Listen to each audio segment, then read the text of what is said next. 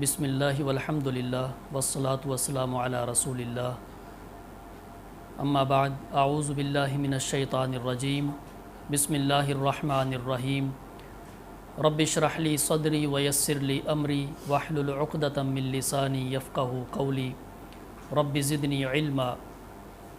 سورۃ النساء کا مطالعہ ہم کر رہے ہیں۔ آج کی ہماری زیر مطالعہ آیت نمبر 11 ہے۔ یہاں سے ایک نیا مضمون شروع ہو رہا ہے اور وہ وراثت کے حوالے سے ہے۔ وراثت کے قوانین کو اللہ تعالیٰ نے قرآن پاک میں خاص اہمیت کے ساتھ بیان کیا ہے۔ ویسے بہت کم مسائل ایسے ہیں جن کو اللہ تعالیٰ نے تفصیل کے ساتھ قرآن پاک میں ڈسکس کیا ہے۔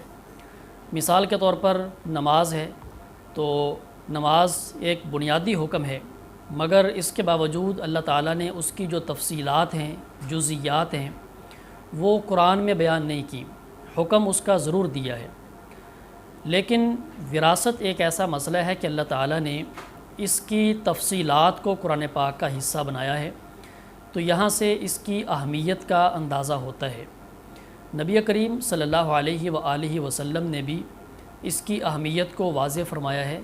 مثال کے طور پہ آپ نے یہ فرمایا کہ وراثت یعنی کہ فرائض کا علم سیکھو اور لوگوں کو سکھاؤ، اور آپ نے یہ بھی فرمایا کہ یہ نصف علم ہے، یہ آدھا علم ہے۔ تو صحابہ کرام میں بھی بعض صحابہ ایسے تھے کہ جو خاص طور پہ وراثت کے ماہر تھے، علم وراثت کے ماہر تھے، جیسے حضرت زید بن ثابت رضی اللہ تعالیٰ عنہ کے بارے میں آتا ہے کہ سب سے زیادہ وراثت کا علم ان کے پاس تھا۔ تو یہ دو آیات جو آج ہم پڑھنے جا رہے ہیں، آیت نمبر 11 اور 12، اور پھر اسی سورہ کی آخری آیت، یہ تین آیتیں اس علم کی بنیاد ہیں۔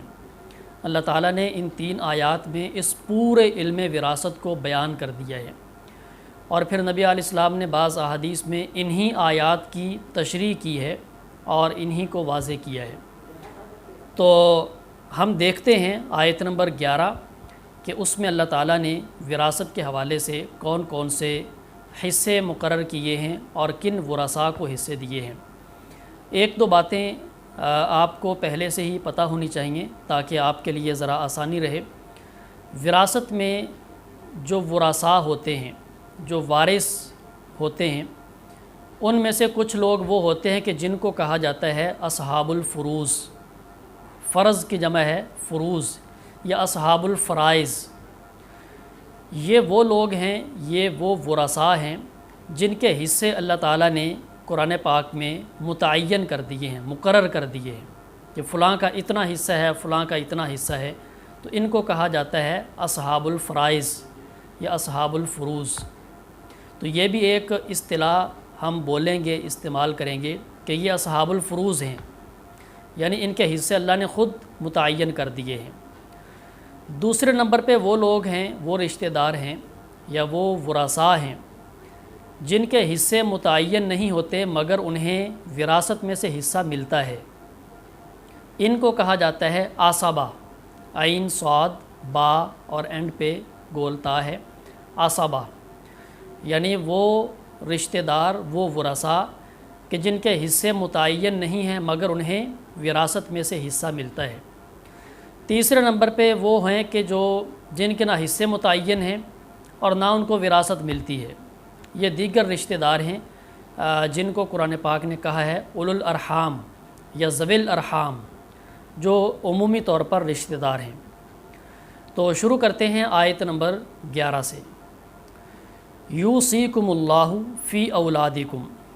یوصیکم، یوصی، اوصا، یوصی، اس کا ایک معنی ہوتا ہے وصیت کرنا، جیسا کہ عام طور پہ اس کا ترجمہ کیا جاتا ہے، ہمارے ہاں معروف بھی ہے یہ لفظ وصیت کرنا۔ تو یہاں پہ چونکہ اللہ تعالیٰ کی نسبت سے یہ لفظ بولا جا رہا ہے، اس کا معنی ہے کہ تاکیدی حکم دینا۔ تو یوصیکم اللہ، اللہ تعالیٰ تمہیں تاکیدی حکم دیتا ہے۔ ایک عام حکم ہوتا ہے اور ایک ہے تاکیدی حکم۔ تو یہاں پہ اللہ تعالیٰ کے نسبت کے حوالے سے اس کا ترجمہ ہم کریں گے، اللہ تعالیٰ تمہیں تاکیدی حکم دیتا ہے فی اولادکم، تمہاری اولاد کے بارے میں۔ ولدن کی جمع ہے اولاد، اس میں مذکر مؤنث ہر قسم کی اولاد شامل ہے۔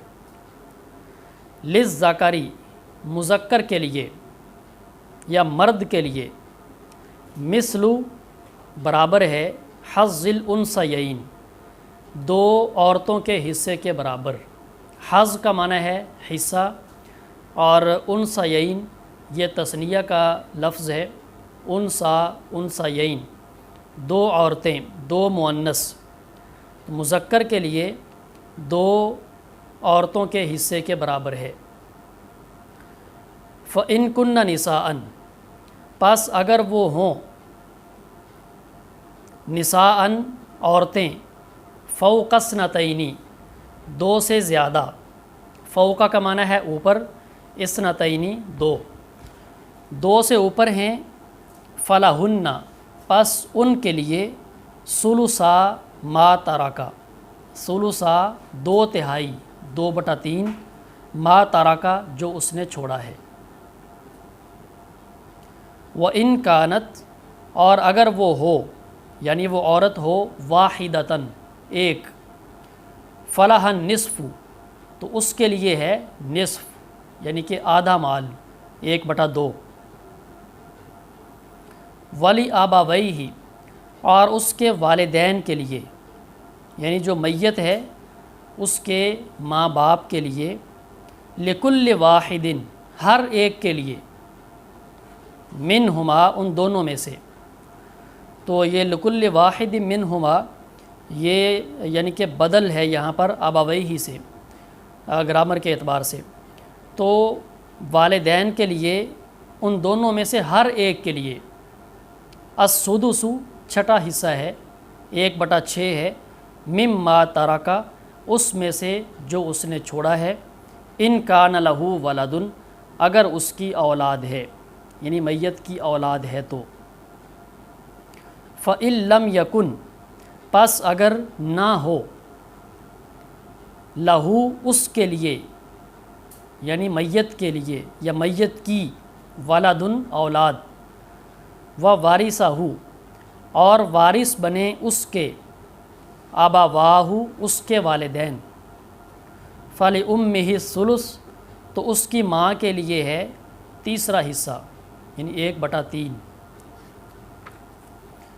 فَإِن كَانَ لَهُ إِخْوَةٌ پس اگر ہوں اس کے بھائی، یعنی میت کے مرنے والے کے اگر بھائی ہوں، فَلِأُمِّهِ السُّدُسُ تو اس کی ماں کے لیے 1/6 ہے، من بعد وصیۃ وصیت کے بعد، یوصی بہا جو وصیت وہ کر جائے، او دین یا قرض کے بعد، آباؤکم تمہارے باپ، اب کی جمع ہے آبا تمہارے باپ، و ابناؤکم اور تمہارے بیٹے، ابنن کی جمع ہے ابنا، لا تدرون تم نہیں جانتے،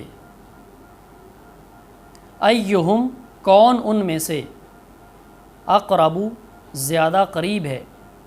تو اقرب کا معنی ہوتا ہے، جیسے ہم پہلے بھی یہ بات ڈسکس کر چکے ہیں، جیسے اعلم اور اکبر، اجمل، احسن، تو اس میں ایک مقابلے کا معنی پایا جاتا ہے، یہ اس میں تفضیل کا صیغہ ہوتا ہے۔ اقرب زیادہ قریب ہے، لکم تمہارے لیے، نفعاً نفع پہنچانے میں، فائدہ پہنچانے میں، فریضۃً من اللہ، فریضۃً یہ مقرر شدہ حصے ہیں، فریضہ کا معنی ہوتا ہے مقرر کیا ہوا، تو یہ اس سے پہلے اس کا عامل یہاں پر محذوف ہے، یعنی یہاں پہ فرضنا ذالک فریضۃً، تو فرضنا اس سے پہلے محذوف مانیں گے، جس کی وجہ سے یہ منصوب ہے۔ تو یہ اللہ تعالیٰ کی طرف سے مقرر کیے گئے حصے ہیں۔ ان اللہ بے شک اللہ تعالیٰ کانا ہے، تو کانا کا معنی ویسے ہوتا ہے تھا، چونکہ یہ ماضی کا صیغہ ہے، کانا تھا، لیکن بعض اوقات اس میں سے جو ایک زمانے کی دلالت ہے وہ ختم ہو جاتی ہے، تو جو زمنی دلالت ہے وہ بعض اوقات اس میں سے ساقط ہو جاتی ہے، اور یہ خاص طور پہ جب اللہ تعالیٰ کی نسبت سے بولا جاتا ہے تو پھر اس کا ترجمہ کیا جاتا ہے، یعنی سمپل آپ یہ کہہ سکتے ہیں کہ عام طور پہ کانا کا ترجمہ ہوتا ہے تھا، لیکن جب اللہ تعالیٰ کے لیے بولیں گے تو اس کا ترجمہ کریں گے ہے۔ تو بے شک اللہ تعالیٰ ہے علیماً، جاننے والا، حکیمہ، حکمت والا، کمال حکمت والا۔ تو یہ آیت نمبر 11 ہے، اس میں اللہ تعالیٰ نے بنیادی طور پر جو حصے بیان کیے ہیں وہ ایک تو والدین کے ہیں اور دوسرے اولاد کے ہیں۔ تو والدین کو کہا جاتا ہے اصول، وہ یعنی کہ اصل ہوتی ہیں، ہماری اصل ہمارے ماں باپ ہیں، انہیں کہا جاتا ہے اصول، اور اولاد کو کہا جاتا ہے فروع۔ فرع کا معنی ہوتا ہے شاخ، یعنی کہ ماں باپ کی شاخیں ان کی اولاد ہیں۔ تو یہاں پر اللہ تعالیٰ نے اصول اور فروع ان کے حصے بیان کیے ہیں۔ تو دیکھتے ہیں کون کون سا حصہ ہے۔ سب سے پہلا ہے کہ للذکر مثل حظ الانثیین، مرد کے لیے دو عورتوں کے حصے کے برابر ہے۔ تو مرد کا حصہ یا لڑکے کا حصہ جو ہے وہ زیادہ ہے عورت کی نسبت۔ مثال کے طور پہ اگر کسی کے 5 بیٹے ہیں اور ایک بیٹی ہے اور وراثت اس نے تقسیم کرنی ہے تو 11 حصے اپنے مال کے بنائے گا، اور 10 حصے 5 بیٹوں کو چلے جائیں گے اور ایک حصہ بیٹی کو چلا جائے گا، تو یوں وراثت تقسیم ہو جائے گی۔ اگر کسی کے 7 بیٹے ہیں 3 بیٹیاں ہیں تو وہ کیا کرے گا، 7 دونی 14 اور 3 17 حصے بنا لے گا، تو 14 بیٹوں کو چلے جائیں گے، ہر بیٹے کو 2 حصے، اور 3 بیٹیوں کو چلے جائیں گے ایک حصہ۔ تو بیٹیوں کو گویا کہ جو ملے گا وہ آدھا ملے گا بیٹوں کی نسبت۔ فَإِن كُنَّ نِسَاءً فَوْقَ اثْنَتَيْنِ فَلَهُنَّ ثُلُثَا مَا تَرَكَ، اگر کسی کی صرف بیٹیاں ہیں تو بیٹیاں ظاہر بات ہے کہ یا تو ایک ہو سکتی ہے یا ایک سے زیادہ ہو سکتی ہیں، تو دونوں کے حصے الگ الگ ہیں۔ اگر تو بیٹی ایک ہے تو پھر وہ آدھے مال کی وارث بنے گی، اس کا جو حصہ اللہ تعالیٰ نے متعین کیا ہے وہ آدھا ہے، نصف۔ اور اگر 2 ہیں یا 2 سے زیادہ ہیں تو پھر ان کا حصہ ہے 2/3۔ 2 سے زیادہ جتنی بھی ہو جائیں، 8 ہو جائیں، 10 ہو جائیں، تو ان کا حصہ 2/3 ہی رہے گا، اس سے زیادہ نہیں ہوگا۔ تو یہاں پر قرآن پاک میں اللہ تعالیٰ نے 2 سے اوپر کی بات کی ہے، یا 1 کی بات کی ہے یا 2 سے اوپر کی بات کی ہے۔ البتہ 2 کی جو بات ہے وہ یہاں پر موجود نہیں ہے۔ وہ ایک حدیث میں آتا ہے کہ حضرت سعد بن ربیع رضی اللہ تعالی عنہ غزوہ احد میں شہید ہو گئے، تو ان کے مال پر ان کے چچا نے ان کے بھائی نے قبضہ کر لیا۔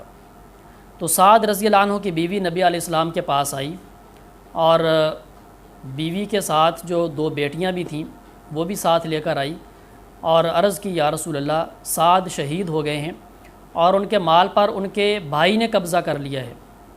تو نبی علیہ السلام نے فرمایا کہ آپ انتظار کریں، اللہ تعالیٰ کی طرف سے جب کوئی حکم آئے گا تو پھر آپ کا فیصلہ کر دیا جائے گا۔ تو اللہ تعالیٰ نے پھر یہ آیت نازل فرمائی، تو آپ نے پھر ان کو بلایا اور فرمایا کہ بیٹیاں 2 ہیں، ان کو 2/3 دیا جائے، اور بیوی ہے تو بیوی کو 8واں حصہ دیا جائے، اور جو باقی بچ جائے وہ سعد کے بھائی کو چلا جائے گا۔ تو آپ نے یوں وراثت کو تقسیم کر دیا۔ تو بیٹیاں اگر 2 ہیں یا 2 سے زیادہ ہیں تو ان کا حصہ بنے گا 2/3۔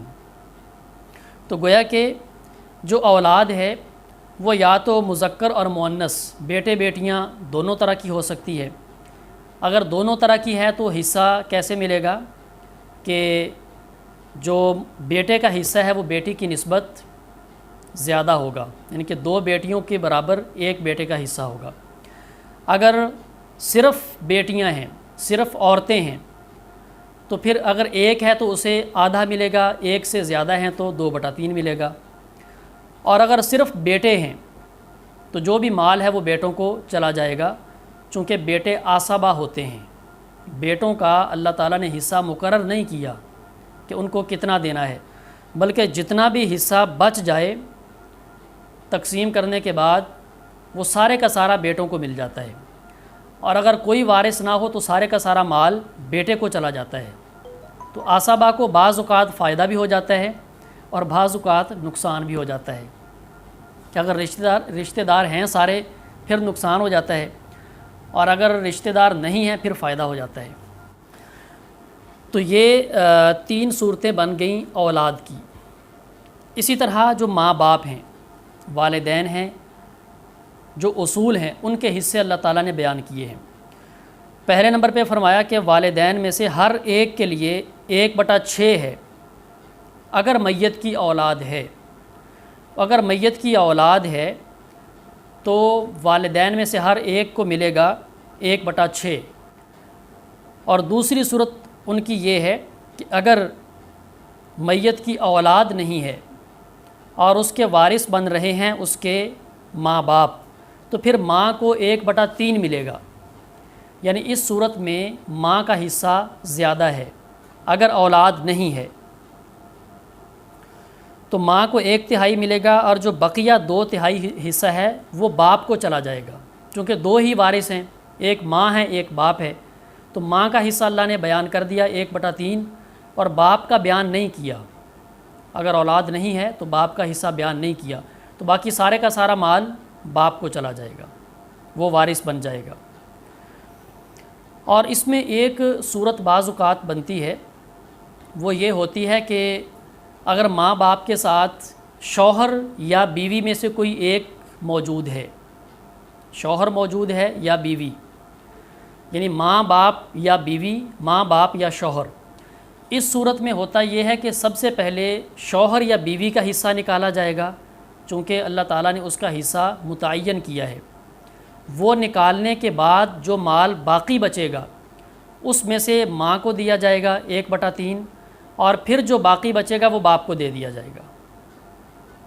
تو یہ ایک صورت ہے جس کو کہا جاتا ہے علم وراثت میں مسئلہ العمریتین۔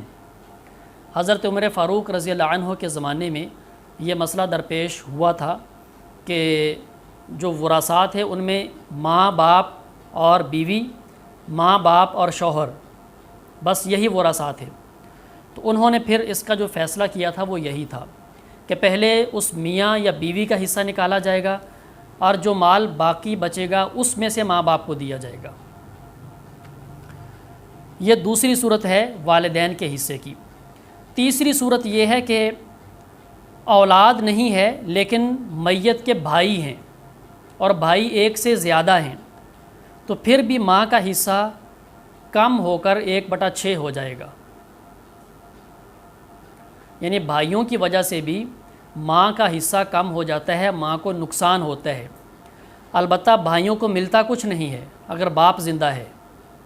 مثال کے طور پہ اگر میت کی اولاد نہیں ہے اور ماں باپ کے علاوہ اس کے بھائی ہیں، بھائی چاہے اس کے ماں باپ دونوں کی طرف سے ہیں یا صرف ماں کی طرف سے ہیں یا صرف باپ کی طرف سے ہیں، جیسے بھی بھائی ہیں اس کے وہ موجود ہیں، تو باپ کی موجودگی میں انہیں حصہ تو نہیں ملے گا، البتہ ماں کا حصہ کم ہو جائے گا۔ اب اس میں ہوگا کیا، ماں کو 1/6 ملے گا، اور جو باقی ماندہ سارے کا سارا مال وہ باپ کو مل جائے گا۔ باپ کو یہاں پر حصہ اس لیے زیادہ دیا ہے کیونکہ باپ نے اس مرنے والے کے بھائیوں کی کفالت بھی کرنی ہے، ان کی ذمہ داری بھی باپ کے اوپر ہے، تو لہٰذا اسے اللہ تعالیٰ نے زیادہ حصہ دیا ہے۔ تو یہ 3 صورتیں یہاں پہ اللہ تعالیٰ نے بیان فرمائی ہیں والدین کے حصوں کی۔ 3 ہی صورتیں ہم نے بنائیں اولاد کے حصوں کی، اور 3 ہی صورتیں بن گئی ہیں ماں باپ کے حصوں کی۔ پھر فرمایا کہ من بعد وصیۃ یوصی بہا، وصیت کے بعد جو وصیت مرنے والا کر جائے، یعنی یہ حصوں کی تقسیم وصیت کے بعد کرنی ہے۔ او دین، یا قرض کے بعد، تو وراثت کو تقسیم کرنے کی جو ترتیب ہے وہ یہ ہے، سب سے پہلے میت کے ترکہ میں سے اس کی تجہیز و تکفین کا بندوبست کیا جائے گا۔ سب سے پہلا کام یہ ہے، اس کے ترکہ میں سے سب سے پہلے اس کے تجہیز اور تکفین کا بندوبست کیا جائے۔ دوسرے نمبر پہ اس کے اوپر اگر قرض ہے وہ قرض ادا کیا جائے۔ اگر تو قرض اتنا زیادہ ہے کہ سارے کا سارا مال ہی ختم ہو گیا ہے تو پھر سارا مال ختم ہو جائے گا اور کسی کو کچھ نہیں ملے گا، قرض ادا کرنا ضروری ہے۔ تیسرے نمبر پہ یہ کام کیا جائے گا کہ جو اس نے وصیت کی ہے وہ وصیت اس کی پوری کی جائے۔ اور وصیت کے بارے میں ہم پڑھ کر آ رہے ہیں کہ وصیت زیادہ سے زیادہ 1/3 مال کی جا سکتی ہے، اس سے زیادہ نہیں۔ اور بہتر اور افضل یہ ہے کہ وصیت کم سے کم کی جائے، یعنی 1/3 کی بجائے 1/4 یا 1/5 اس طرح وصیت کی جائے۔ اور وصیت میں 2 شرطوں کا پایا جانا ضروری ہے۔ پہلی شرط یہ ہے کہ وصیت 1/3 سے زیادہ نہ ہو، اور دوسری شرط یہ ہے کہ وصیت ورثاء کے لیے نہ ہو۔ جن کو اللہ تعالیٰ نے حصہ دے دیا ہے ان کے حق میں وصیت کرنا جائز نہیں ہے۔ اگر کوئی بندہ 1/3 سے زیادہ وصیت کر کے فوت ہو جاتا ہے تو اس کی وصیت کا کیا کیا جائے گا؟ پھر اس کی وصیت کے بارے میں اس کے ورثاء سے پوچھا جائے گا۔ اگر ورثاء کہیں کہ ٹھیک ہے اس نے وصیت کر دی تو ہمیں کوئی اعتراض نہیں، آپ اس کی وصیت پر عمل کریں، تو پھر کوئی حرج والی بات نہیں ہے۔ اس نے خواہ آدھے مال کی وصیت کر دی ہو، خواہ پورے مال کی وصیت کر دی ہو، اگر ورثاء کو اعتراض نہیں ہے تو اس کا آدھا مال جہاں اس نے کہا وہاں خرچ کر دیا جائے گا۔ لیکن اگر ورثاء کو اعتراض ہوگا تو پھر صرف 1/3 مال خرچ کیا جائے گا، باقی نہیں۔ اسی طرح اگر کوئی شخص اپنے کافر بیٹے کے لیے وصیت کر کے چلا جائے، یعنی کہ خود مسلمان ہے بیٹا کافر ہے، ابھی جیسے پچھلے دنوں یہ سوال بھی میرے سامنے ایک آیا تھا، کسی نے پوچھا تھا، تو بیٹا کافر ہے باپ مسلمان ہے تو کیا وہ اس کے لیے وصیت کر سکتا ہے؟ تو اس میں قرآن پاک میں اللہ تعالیٰ نے سورہ ممتحنہ کی آیت نمبر 8 میں تفصیل بیان کی ہے، جس میں فرمایا ہے کہ لا ینہاکم اللہ عن الذین لم یقاتلوکم فی الدین ولم یخرجوکم من دیارکم، کہ جن لوگوں نے دین کو بنیاد بنا کر تمہارے ساتھ جنگ نہیں لڑی اور نہ انہوں نے تمہیں گھروں سے نکالا، تو اللہ تعالیٰ ایسے کافروں کے ساتھ تمہیں نیکی کرنے سے منع نہیں کرتا، یعنی تم نیکی کر سکتے ہو۔ تو اگر بیٹا ایسا ہے کہ وہ جنگجو نہیں ہے، وہ دین کے دشمنوں کے ساتھ مل کر مسلمانوں کے خلاف سازشیں نہیں کرتا، بس کافر ہے، غیر مسلم ہے، تو اس کے لیے باپ وصیت کر سکتا ہے۔ تو ممکن ہے کہ اس کی وصیت کی بنا پر وہ راہ راست پر آ جائے، تو ایسی نیکی کی اسلام اجازت دیتا ہے۔ پھر فرمایا آباؤکم و ابناؤکم، تمہارے باپ اور تمہارے بیٹے، تم نہیں جانتے ان میں سے کون تمہارے لیے زیادہ نفع مند ہے۔ اور فرمایا کہ فریضۃ من اللہ، یہ اللہ تعالیٰ کی طرف سے مقرر کیے گئے حصے ہیں، اور اللہ تعالیٰ جاننے والا ہے اور کمال حکمت والا ہے۔ تو یہ آیت نمبر 11 ہے جس میں ہم نے آج پڑھا ہے کہ اولاد کے حصے کیا ہیں اور والدین کے حصے کیا ہیں۔ تو اس میں 4-5 باتیں ایسی ہیں جو میں آپ کے سامنے رکھنا چاہتا ہوں، یعنی کہ اس آیت میں غور و فکر کرنے سے وہ معلوم ہوتی ہیں۔ پہلی بات یہ ہے کہ اللہ تعالیٰ وصیت کرتا ہے تم کو تمہاری اولاد کے بارے میں۔ تو اللہ تعالیٰ وصیت کر رہا ہے، اس کا مطلب یہ ہے کہ والدین سے بھی زیادہ اللہ مہربان ہے۔ اب جیسے ہم کسی بندے کو اپنی اولاد کے بارے میں وصیت کریں، اس کا مطلب کیا ہوتا ہے کہ اس بندے سے زیادہ ہماری اولاد کی ہمیں فکر ہے، ہم زیادہ مہربان ہیں، تبھی تو ہم وصیت کر رہے ہیں۔ تو اللہ تبارک و تعالی ہماری اولادوں کے بارے میں ہمیں وصیت کر رہا ہے، ہمیں حکم دے رہا ہے، اس کا مطلب یہ ہے کہ اللہ تعالیٰ ہم سے زیادہ ہماری اولادوں کا خیر خواہ ہے، زیادہ مہربان ہے، اور یہ قرآن پاک کی اس آیت کریمہ سے معلوم ہو رہا ہے۔ ویسے بہت سی احادیث میں تو واقعات بھی ملتے ہیں جن سے پتہ چلتا ہے، لیکن قرآن کے اس جملے سے یہ بات ہمیں معلوم ہو رہی ہے۔ دوسری بات یہ ہے کہ اللہ تعالیٰ نے جب یہ فرمایا کہ للذکر مثل حظ الانثیین، مرد کے لیے 2 عورتوں کے حصے کے برابر ہے، اللہ تعالیٰ یہ بھی فرما سکتا تھا کہ عورت کا حصہ مرد سے آدھا ہے، نصف ہے، تو اللہ تعالیٰ نے وہ نہیں فرمایا کہ عورت کا حصہ مرد کی نسبت آدھا ہے، کیونکہ اس میں تعبیر اتنی اچھی نہیں ہے، وہ جملہ اتنا اچھا نہیں ہے، اس میں ایک نقص کا پہلو ہے۔ تو اللہ تعالیٰ نے الفاظ کا ایسا چناؤ کیا ہے کہ جس میں ایک نقص نہیں ہے بلکہ تعبیر خوبصورت ہے کہ مرد کے لیے 2 عورتوں کے حصے کے برابر ہے۔ تو ہمیشہ ہمیں بھی یہ چاہیے کہ جب ہم بھی کوئی لفظ بولیں، الفاظ کا چناؤ کریں تو اچھے الفاظ کا چناؤ کریں، اگرچہ مفہوم ایک ہی ہوتا ہے بعض اوقات بات کا، لیکن الفاظ کے چناؤ سے سننے والے پر اس کا بہتر اثر پڑتا ہے۔ تیسرے نمبر پر ہمیں معلوم یہ ہوتا ہے کہ جو وراثت کا قانون ہے اسلام کا، یہ دراصل دولت کی تقسیم کرنے کا ایک بہت بڑا ذریعہ ہے۔ تو تقسیم دولت کا اصول اس میں کار فرما ہے۔ اب باپ جو ہے وہ بعض اوقات کروڑ اور اربوں کا مالک ہوتا ہے، لیکن جب وہ فوت ہوتا ہے اس کے آگے 8، 10 یا 12 جتنے بھی رشتہ دار ورثاء ہیں، اس کی وہ جائیداد آگے سب میں تقسیم ہو جاتی ہے، اور وہ سب میں تقسیم ہوتی ہے، پھر آگے جب وہ فوت ہوتے ہیں پھر آگے مزید تقسیم ہوتی ہے۔ تو یہ تقسیم در تقسیم، یعنی دولت ایک ہاتھ میں نہیں رہتی۔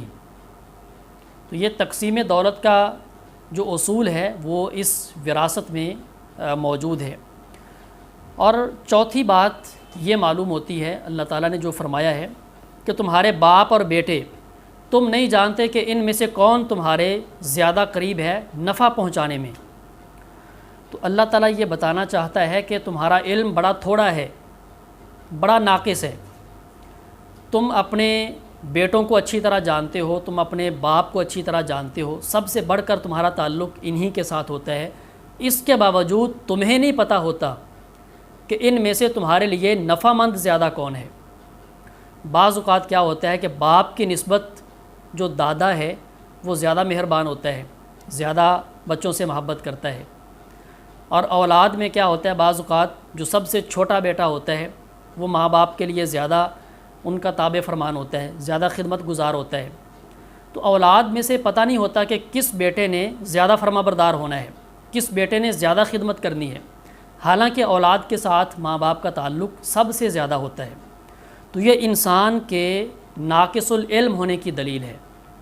اب جیسے قرآن پاک نے کہا ہے نا کہ لوگ آپ سے روح کے بارے میں پوچھتے ہیں، تو آپ بتا دیجئے کہ روح اللہ کا حکم ہے، من امر ربی، یہ اللہ کے حکم سے ہے، وما اوتیتم من العلم الا قلیلا، اور تمہیں بہت تھوڑا علم دیا گیا ہے۔ اب روح ہمارے جسم کے اندر موجود ہے، لیکن اس کے باوجود ہمیں نہیں پتہ کہ وہ کیا چیز ہے، تو ہمارا علم بہت ناقص ہے۔ اس لیے اللہ تبارک و تعالیٰ نے جس کو جو حصہ دیا ہے، باپ کو جو حصہ دیا ہے اپنے علم اور حکمت کے مطابق بالکل صحیح دیا ہے، اولاد کو جو حصے دیے ہیں اپنے علم اور حکمت کے مطابق بالکل صحیح دیے ہیں۔ اللہ تبارک و تعالیٰ بہتر جانتا ہے کہ کس کو کیا حصہ دینا تھا، کیونکہ وہ علیم ہے اور حکیم ہے۔ تو وہ علیم ہے، جاننے والا ہے سب کچھ، اور حکیم ہے، اس کا ہر کام حکمت پر مبنی ہے۔ اس نے جس کو دیا ہے وہ اپنے علم اور حکمت کی بنیاد پر دیا ہے، اور جس کو محروم کیا ہے اسے بھی اپنے علم اور حکمت کی بنیاد پر محروم کیا ہے۔ آج کی ہماری کلاس کا ٹائم ختم ہو رہا ہے۔